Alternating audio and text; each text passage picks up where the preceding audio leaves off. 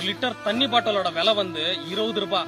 ஆனா 120 நாள் தண்ணியிலே விளைஞ்ச விளைச்சல் ஒரு கிலோ நெல்லோட விலை வந்து வெறும் 15 ரூபாய்.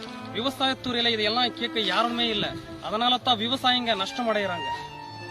30 செகண்ட்ல ஃபுல் பண்ற பாட்டில வந்து 20 ரூபாய்க்கு விற்கிறாங்க. 120 நாள் நாங்க வெயிலையும் மழையிலும் கஷ்டப்பட்டு விளைஞ்ச விளைச்சல் இந்த ஒரு கிலோ நெல்லோட விலை வந்து வெறும் 15 ரூபாய் தான். விவசாயத்துறையில இதையெல்லாம் யாரும் கேட்கறதும் இல்ல.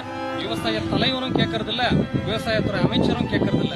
இந்த வீடியோ வந்து அவங்களுக்கு போய் சேர்ற வரைக்கும் ஷேர் பண்ணுங்க.